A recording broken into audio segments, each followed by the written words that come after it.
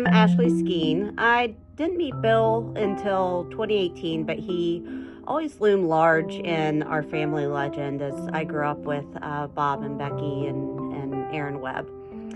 The second time I met Bill was at Erin Webb's wedding in upstate New York.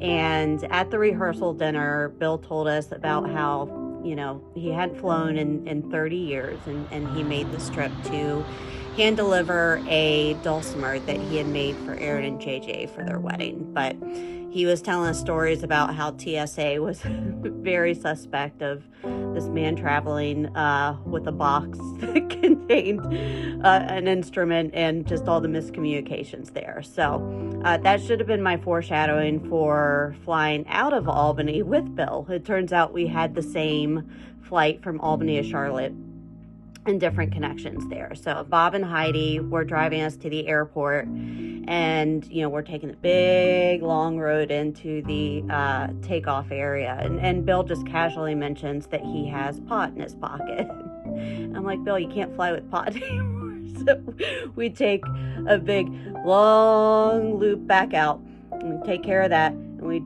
loop all the way back in. So we get through TSA with no problems this time. But as our plane lands in Charlotte, it does the thing where it sits on the runway, and it sits and it sits and it sits. And, your connection time is getting closer and closer. So we finally pull into the gate and we get off the plane, and I look at the little departing board and I look at Bill and I say, we can make your flight, but we're going to have to run. And I consider myself very advanced in airport Olympics after flying for the past 30 years. And so I look at Bill and I say, just follow me.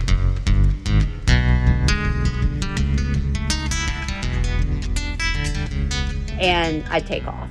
And of course, we're in a totally different terminal. So we're running and going through hallways, down escalators, up escalators, down the moving people ways. And I look behind me, and there's Bill. He's wearing this big felt hat, and he has this leather carry suitcase because, he hasn't flown in 30 years. Of course, he doesn't have a roller bag. So I'd look behind me, and Bill would have one hand on his hat and one hand on this suitcase, running after me with this wild look at his eyes.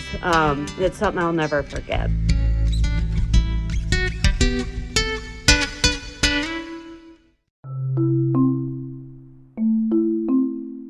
The first time that I met Bill was also in 2018 at the Stark Raven reunion show. And we were at the same table, and we'd never met in person, but we both greatly loved my Aunt Susan Skeen, and Bill told me how much I reminded him of her. And then he told me this story when Susan was very sick with cancer.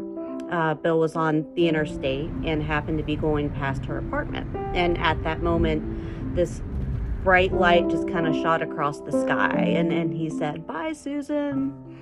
And it turns out the next day, he found out that was pretty much the exact time that she had passed. And so I think Bill's spirit is shining bright still with us. And I just want to say, bye, Bill.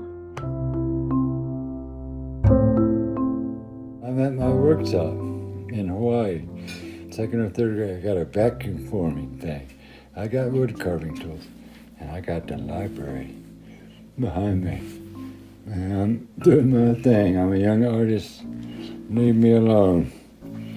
I've got projects to do. Thumbs up. Skinny boy, big ears. Wood carving in the second grade. Impressive. Playing baseball with my friends in the afternoon. But there's my site of childhood encyclopedias. We had Britannicas over here. Aenid, A-E-N-I-D, and Thus Spake Zarathustra. Thus spake Zarathustra. Yes. And Nietzsche and all kind of esoteric things. I thought that was normal.